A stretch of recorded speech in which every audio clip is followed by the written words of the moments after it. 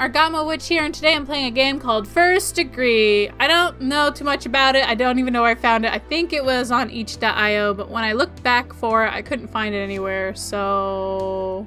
It's I don't know. intoxicating. The rush, the colors, their expression, the science behind it all.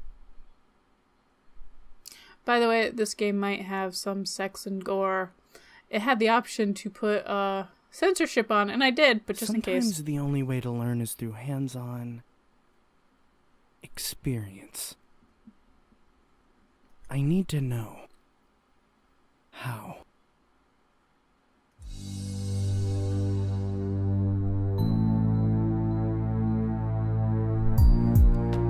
The cut's so clean. Maybe if I... Well, let's turn that music volume down a little bit.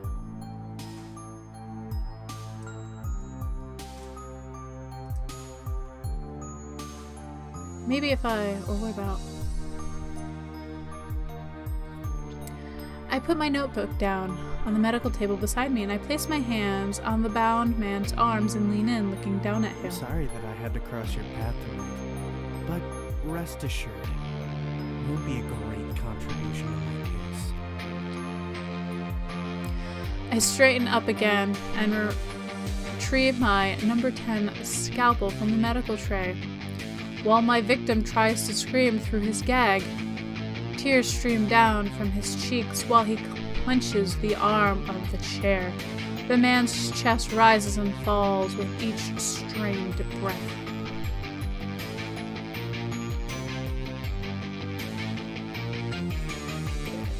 What? Thank you for your contribution, number 7.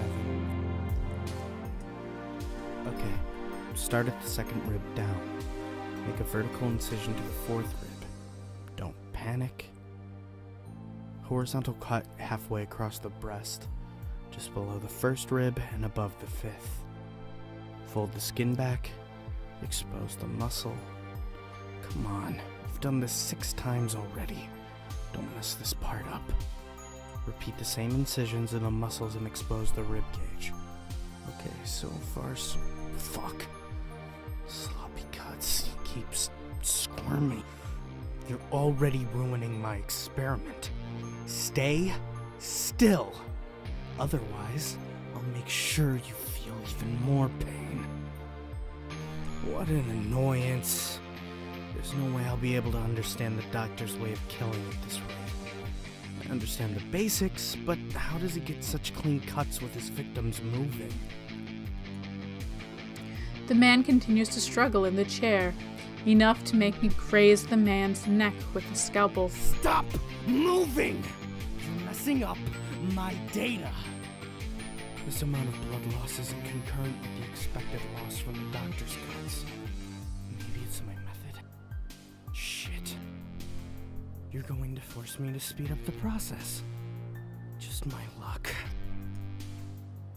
I reach for this word, bone cutter, on the medical tray. My victim's blood dripping from my gloves onto other pieces of equipment. You know, I was gonna give you sedative if you didn't move, but you rushed me. So this is your fault. Glossary.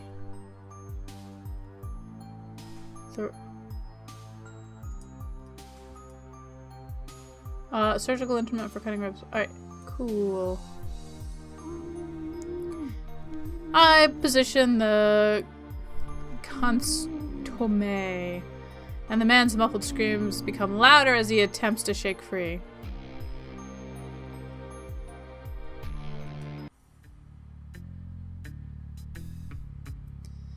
Detective Iden walks into the scene, lifting the yellow police tape and crosses under it. He takes the drag from his cigarette and reaches into his jacket pocket to kill the smoldering in his ash pouch. Ash pouch? I don't know what that is. He stands in front of the body and looks down, sighing. Fuck me. Hey, Ray, hurry up. We don't have all day. Yeah, I'm coming, old man. seeing my own work again. It's so boring. I already know how I did everything. Is this kind of like, oh shoot, what is that TV show? I can't remember the name of the TV show. I never watched it. I watched like one episode. Dexter. Is this like Dexter? Yeah. I think maybe that's kind of what it is, but without killing the bad guys. I don't know. I couldn't really get into Dexter. I don't like where villains are tried to portray as heroes.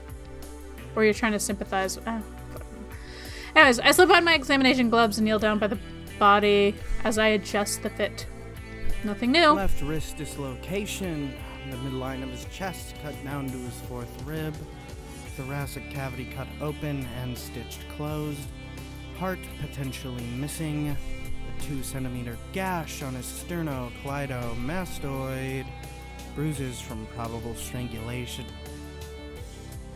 I'm glad he had to pronounce that because there was no way in hell. You know I hate it when you do that.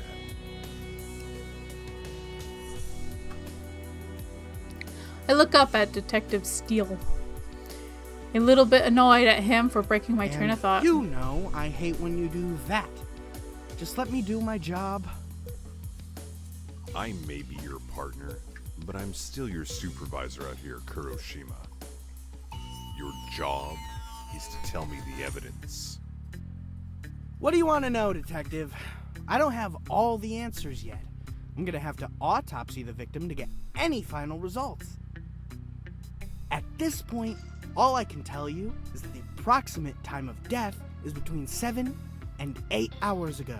The cause of death is probably shock or blood loss, and the age is around mid-40s. But, like I said, I need to autopsy him. So, if you want to be useful, why not have the boys look around for his heart and then bag him and take him to my lab? I don't like his attitude. Anyways, the detective writes some notes in his scratch pad he took out and turns to inform the other members of the forensics team of what they need to do. Jeez, you're just like my wife. Huh? What did you say? What's that supposed to mean? Fucking bastard. I stand up from the crime scene and remove my gloves as I walk out towards the crowd. I get in Detective Steele's car and wait for him to finish his investigation of the scene while the rest of the forensic team examines the victim and surrounding area. So annoying. I wonder when the doctor will kill again.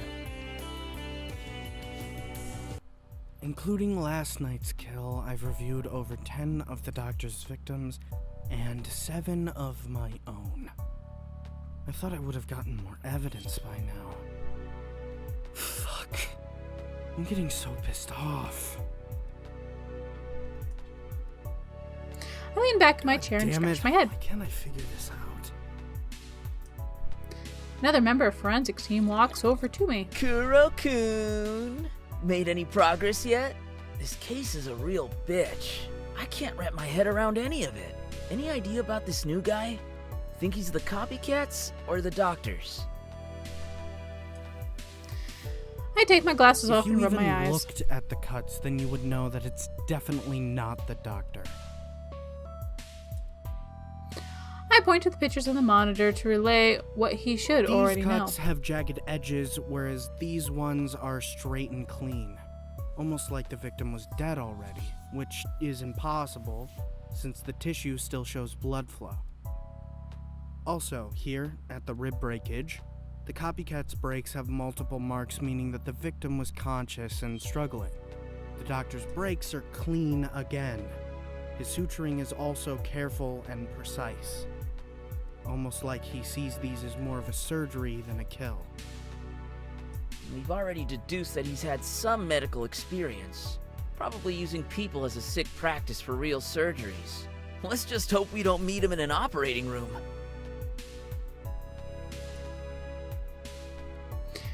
He laughs jokingly and taps me on the shoulder. I give him a fake chuckle and turn back to my monitor as he walks Maybe away. I should just off Mito next. He's decent at his job, but he gets on my nerves. I sigh and continue to look at pictures of the crime scene. The doctor's kills have all been consistent. The victims were all relatively the same weight and height, meaning that any poison dosage would be the same for all of them, but the toxicity report came back negative for all of the big ones. We only know that he uses gamma hydroxy butyrate in liquid form to knock his victims out, which means that he must have been with them for a while before they were unconscious. The victims still regain their sense of relativity quickly, though.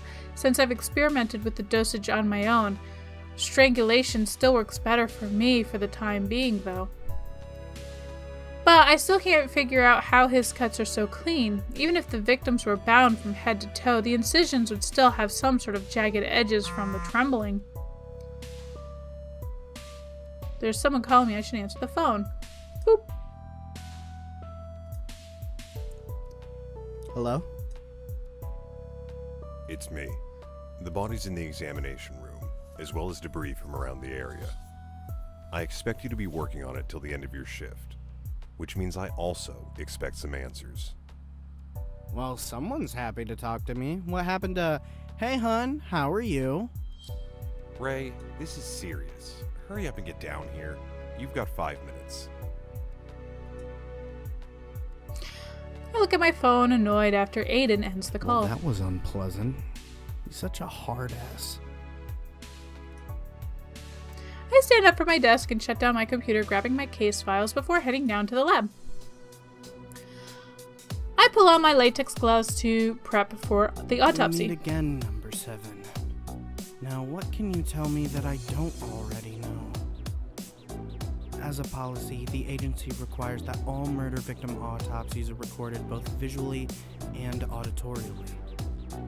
It's a real pain in the ass because I can't move freely and investigate on my own. I also have to report everything I find twice. Once to myself and once to Detective Steele. Such a bother. I open the case files for the specific evidence that I should be looking for. Definitive cuts, out-of-place abrasions or holes, and I should also run a toxicity report as a precaution. I start speaking into the recorder. In his mid to late 40s, about 1.82 meters in height, and about 93 kilograms in weight. Time of death, approximately Sunday, 12:30 a.m. I use scissors to cut the sutures on the chest to open the thoracic cavity. Ribs Hold 3, that hard 4, work and for 5 nothing. were cut at the joint, most likely using a bone cutter. The ribs also show signs of strain separation, denoting the potential use of a costitome. Similar to the doctor's victims, the copycat's victims have their hearts removed. Contrary to the doctor, the copycat killer uses strangulation to render his victims unconscious for a short period. The cuts on the midline of the chest show obvious irregular edges, illustrating that the victim was still moving while he was being dissected. The victim was probably conscious for the skin degloving and rib breakage as well, seen from the blood flow pre-mortem. The victim's heart was removed post-mortem, as the blood flow seems to have decreased in the area. Cause of death is probable blood loss. I start to search my victim for any more evidence Based on the to report. photographs taken at the scene, the victim was not killed at his final location. Abandoned buildings should be checked for the most probable location. Dirt and gravel from his shoes and clothing may give a better estimate for the location. I pause and I look at my victim's chest, a hair. One that doesn't match the victim's hair length, meaning somebody else's evidence, my evidence. I panic and continue to mumble into the recorder, trying to figure out what I should do. I knew this might happen eventually. I wasn't careful enough. How am I gonna move my hair to school? Could anyone hear that? Because I could barely hear it. Tampering with the evidence, I'll be found out for sure. But if I don't do anything, I'll be found out anyway, since the agency has all employee DNA. Shit. What should I do? Pretend to bag the hair as evidence. Remove the hair while investigating. Just leave the hair on the body.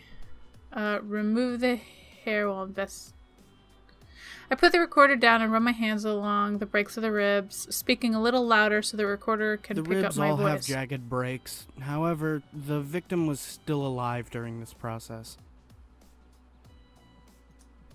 As I continue to speak, I carefully retract my hand after investigating the cavity a little further, removing a stray hair with the stickiness of the blood on my gloves.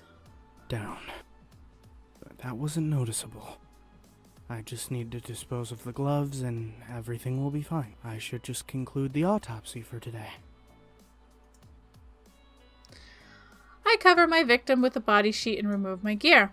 Afterwards, I place a few bags of evidence containing pieces of the victim's own hair, skin samples, and blood samples on the counter. I rest my hands on the countertop in the sink, my head down over the evidence bag, sighing. To finish my autopsy, I pull out the coroner's report to file my paperwork. I draw the wounds into the male model on the paper and file the cause of death as blood loss. The result of the field were left blank for Detective Iden to fill out once personal information on the victim was discovered. I reach into my pocket for my phone and dial Iden to let him know that I finished my investigation for the day.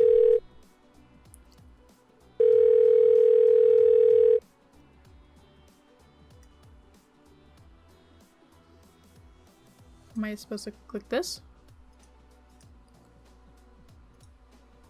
What can you tell me?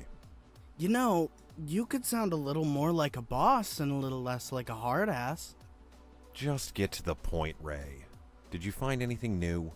Nothing substantial. I'll tell you what I found when we meet in the autopsy room. I'll be there in a few minutes. Just wait for me. Have you already made copies of the autopsy report? Just put it in the file. I have my own copies of the rest of the reports, so just give me one later. Also, have Mito's team run the toxicology report while he analyzes the debris from the scene. I was a little preoccupied today. Anyway, see you in a few, boss. I hang up the phone and wait for him just outside the autopsy room. I look down at the evidence before closing my eyes. I lean against the wall, contemplating my decision with the stray hair. When I hear footsteps, I look in the direction to see if Iden's reaching into his jacket pocket to grab and light a cigarette. I walk over to him and grab the cigarette. Thought you said This you were going to artwork quit. was really different. Also, this is no smoking area. You should know that by now, Detective. And when did it become okay for you to break the rules around here? This is my area. You can smoke in your office. And I can jack one or two from you in this department. Just don't tell our boss. We walk back to my workplace as we chat, sharing the cigarette along the way. Anyway, the evidence. Did you find anything? My heart skips a beat as he asks me, should I tell him? It could save my ass the trouble later if I do it now. Tell him about the stray hair. Let it play out.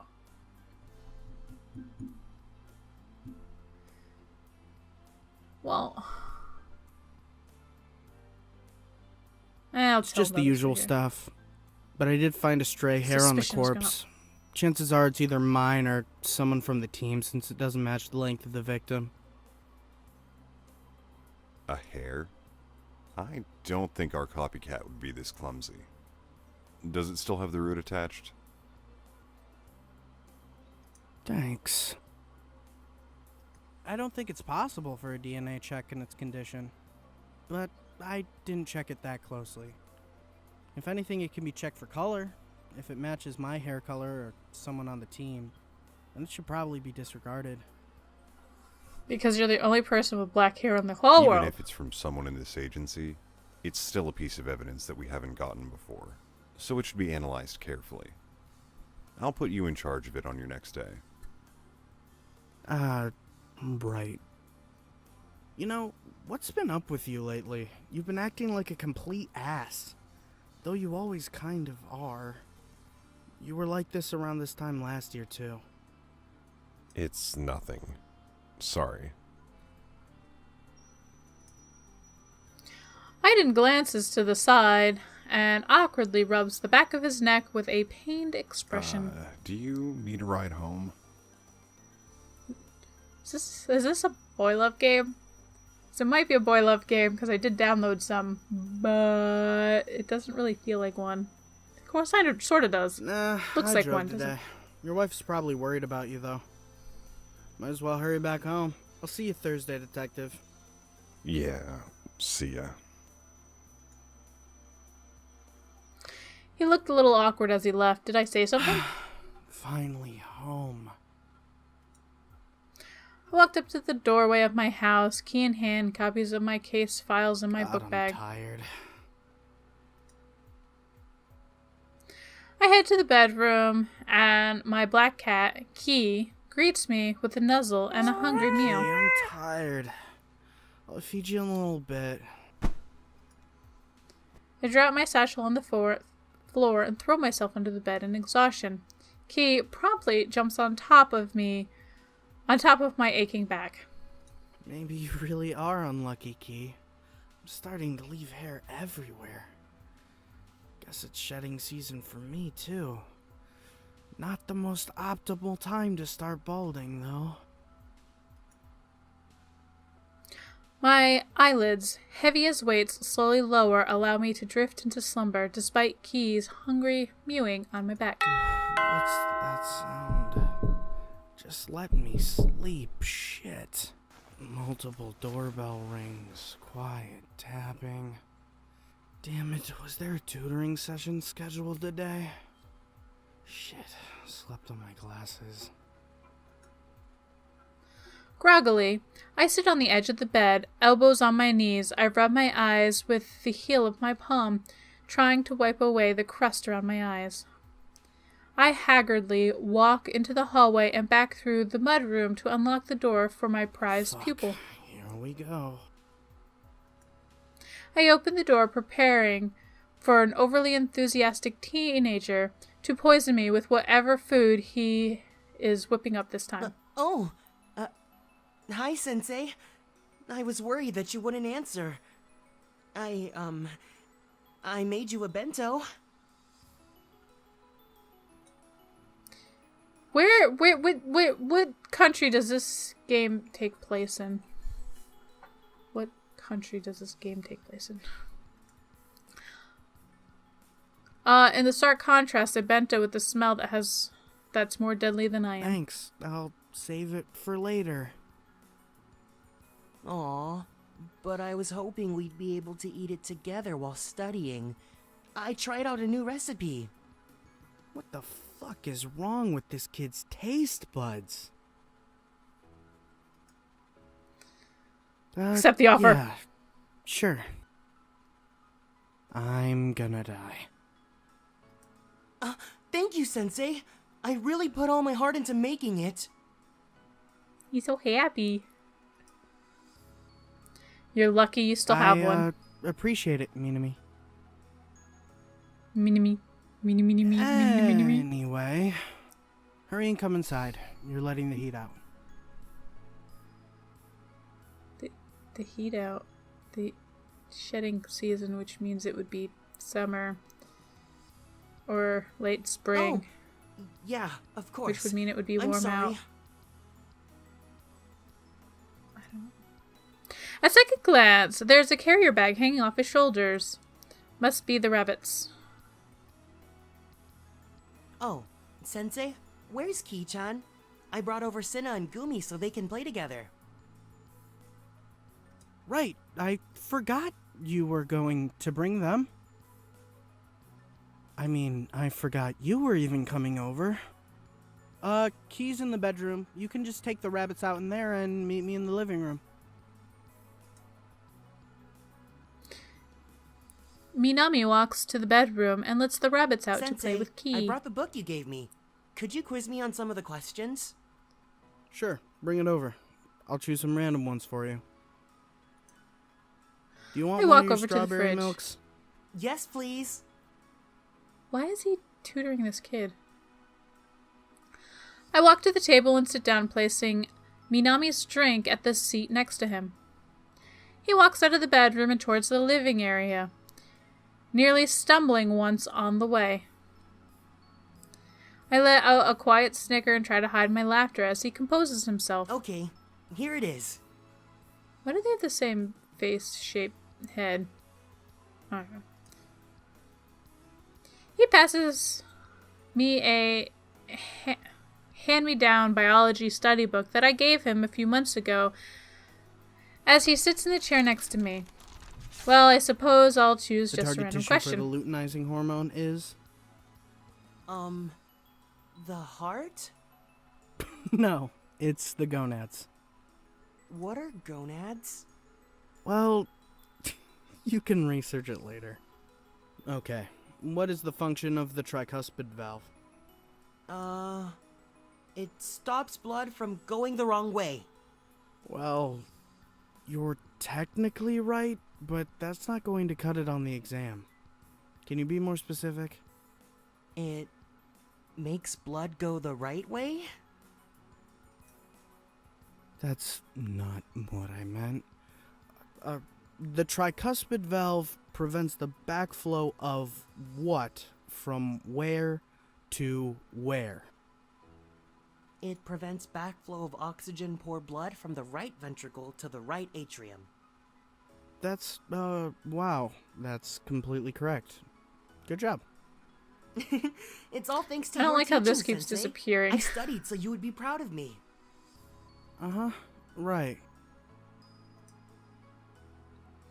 I mean, I'm not trying that hard. Should I tell him about his...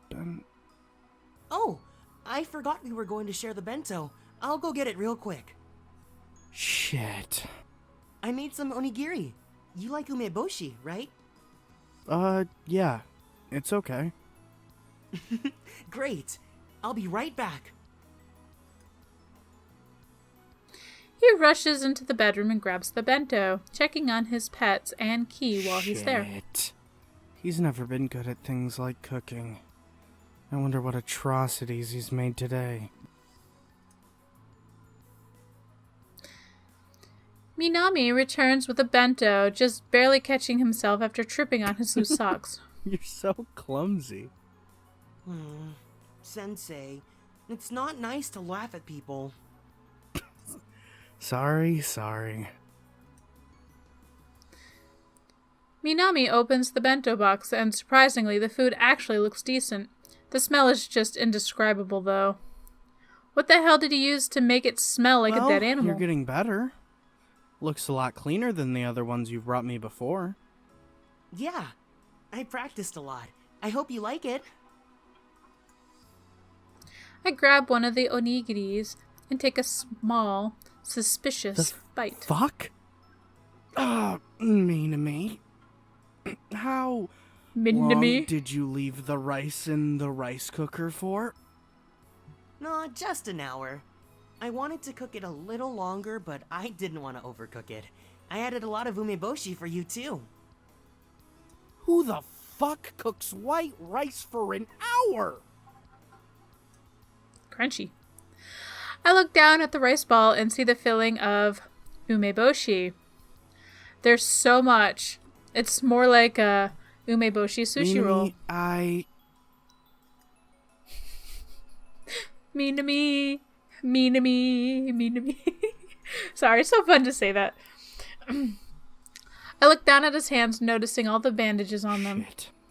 He really did put his heart into it. Damn it. Sensei? Is something wrong? Is it not good? I really tried my hardest. If it's really bad, then you don't have to eat it. I'm sorry. Fuck. I continue to eat the onigiri before standing up, walking to the fridge, and grabbing myself a bottle of water. I return to the table and sit tastes back great. down. Took the rice a little less for next time, though. Got it. Like Hey, 30 minutes. Minami. Maybe. Depending on how much you're cooking. Well, it's a rice cooker. Should shut off automatically. Yeah? Is this a good idea? I guess in the long run. But but it'll be a pain in the ass.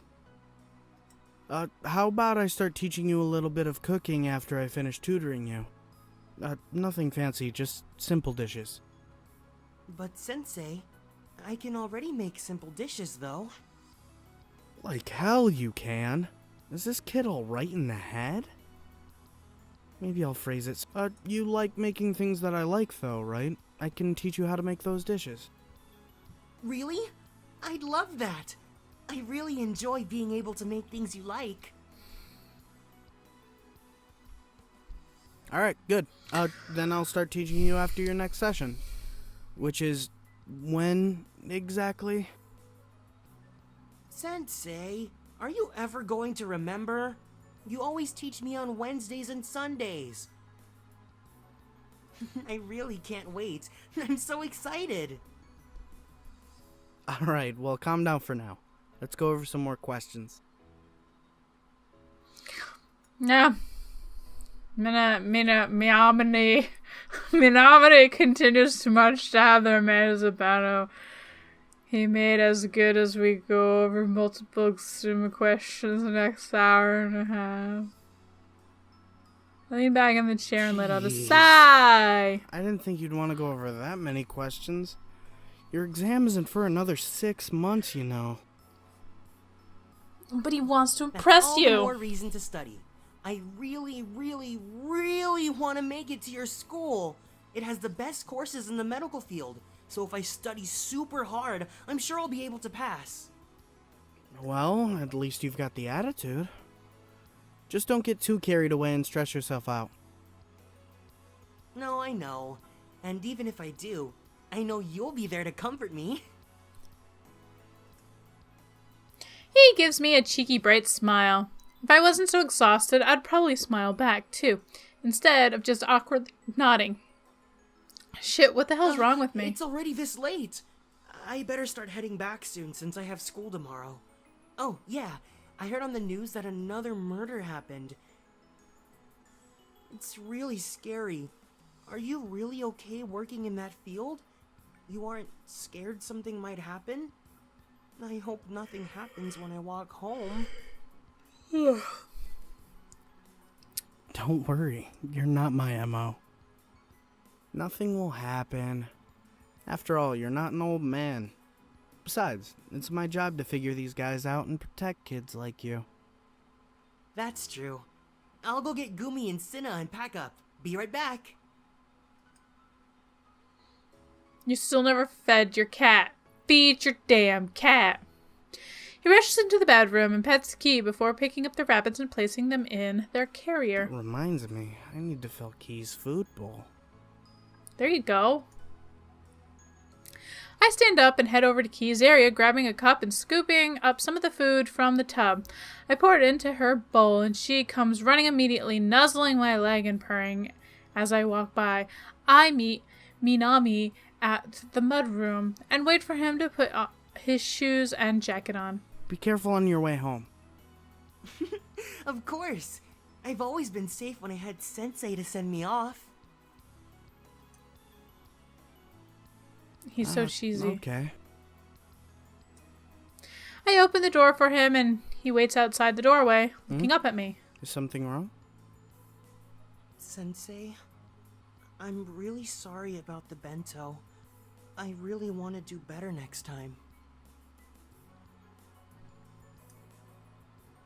I can see he's getting upset about this, but how could I comfort him? I guess in this situation, this might work. Sensei? Hey, don't worry about it. You just need some practice. And besides, I'll be teaching you how to make the food that I like. So there's no need to feel disappointed anymore. Minami blushes, looks down, and tries to hide his expression. Yeah. Thanks for letting my bunnies play with Key, and for tutoring me. I'll see you on Wednesday. Yeah, see you later. Before he can finish, he quickly bows and runs off, almost if tripping nothing again. Else, at least he's a pretty cute kid. Kid. Kid. Remember that, kid. Also, I used to have bunnies and cats, and they don't exactly play together like you would think. I walk back inside, close the door, and walk slowly towards my bedroom. I quickly pull off my shirt and remove my pants again and throw myself onto the comfort of my bed, falling asleep before even having a chance to think about what has happened today.